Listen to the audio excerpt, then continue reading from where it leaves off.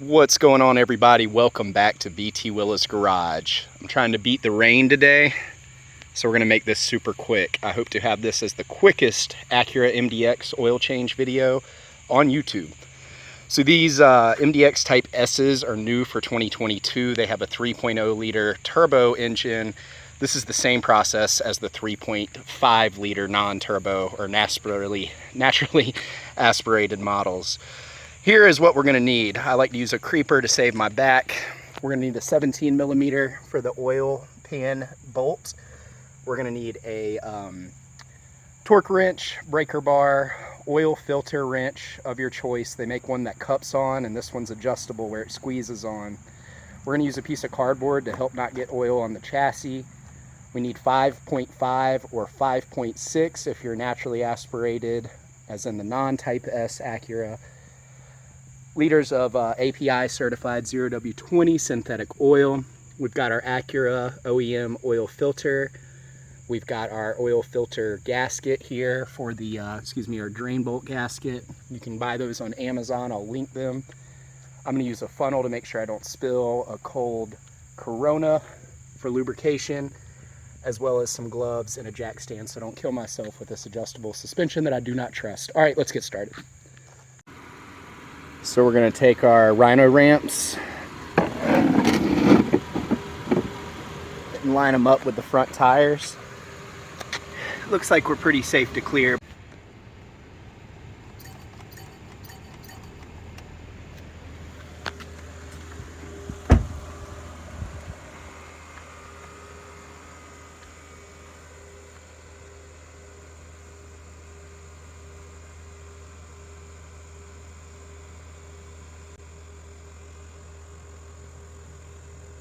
It does not look like it's going to rain from this angle, but I promise it is. All right, we're going to go underneath.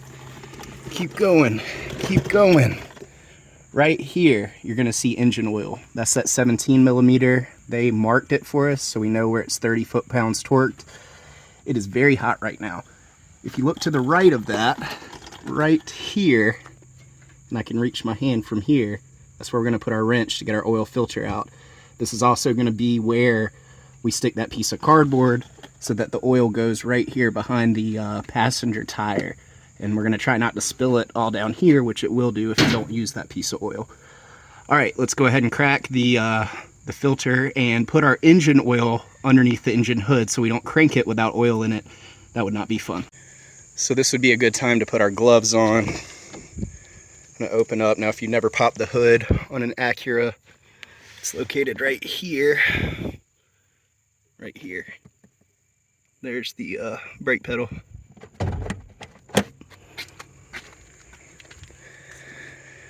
This car needs to be cleaned pretty bad. They just paved our road and it hasn't been worth it.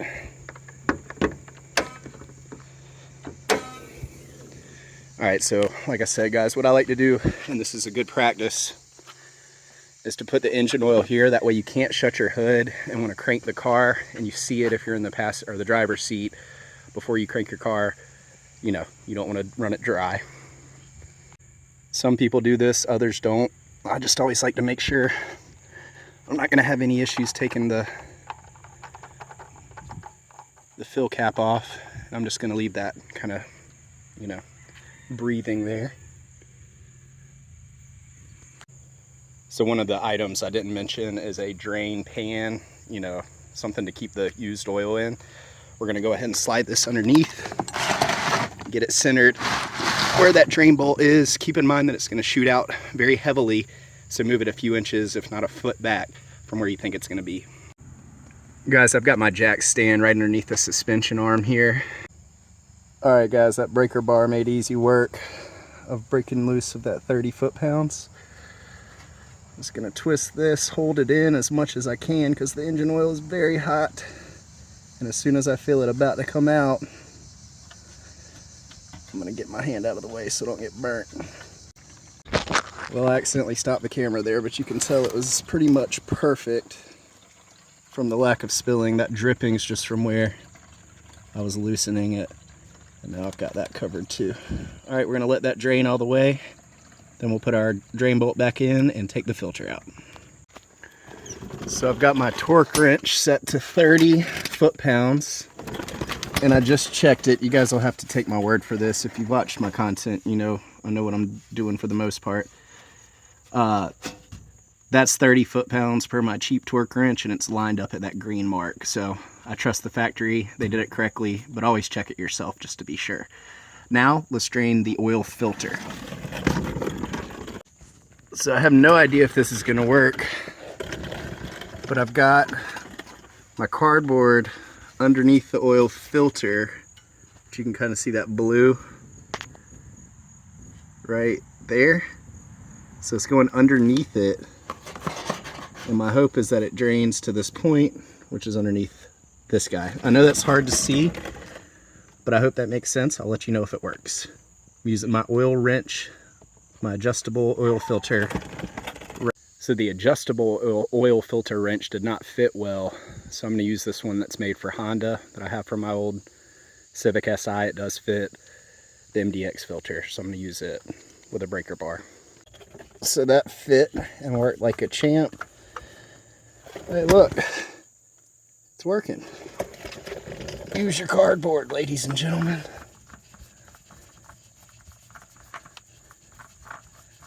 Get that guy all the way off. So just take a little bit either of your old or new oil and go around this gasket. That way it comes off easier. The dealer either did not do that or had it too tight. Then we're just going to thread this back on hand tight, as hard as you can turn it with your hand, but no harder.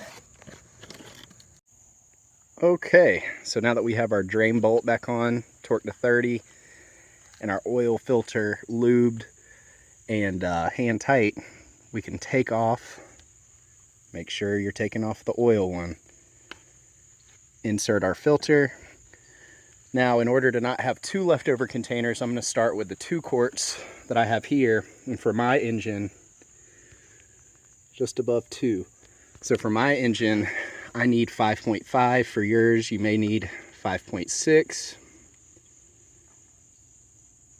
Again, 5.5 for the turbo 3.0s, 5.6 for the naturally aspirated 3.5s.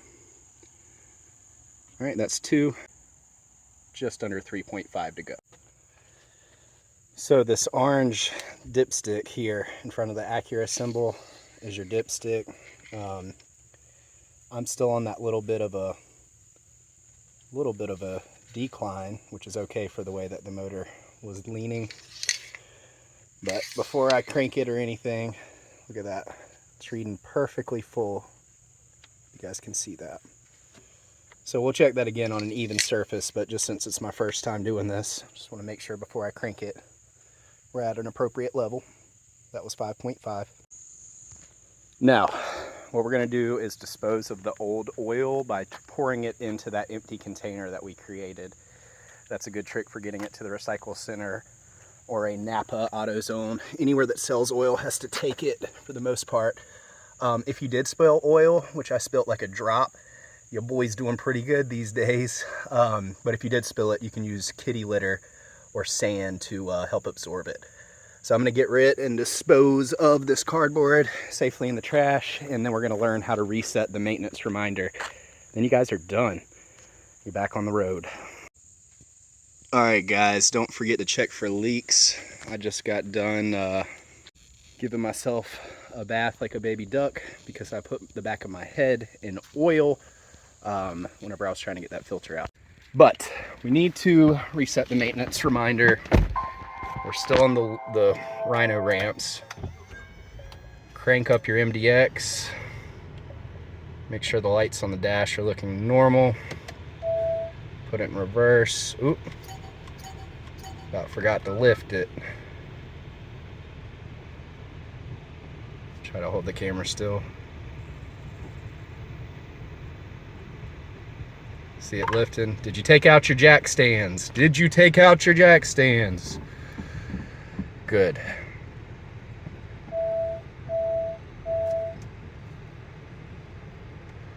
We're now off the Rhino ramps. Park. Okay. Scroll this wheel. I'm scrolling that wheel. Maintenance, oil life, 30%. Now, I changed my oil at 7,000 miles. We'll call it 7,000 miles, right? So I'm gonna click and hold for roughly 10 seconds. Boom. You can reset whatever you want. I'm doing all due items. Click. Reset complete. Oil life 100%. Done. Now what I do, and you don't have to do this, but I reset my trip to keep up with where, you know, I'm due again. Now I change oil around 7,000 miles. Some of you may think that's too soon. Some may think that's, you know, not soon enough. If you feel that way, you can do an oil analysis and send your oil into Blackstone Labs. I found that 7,000 on synthetic oil for a vehicle that my wife drives is good enough.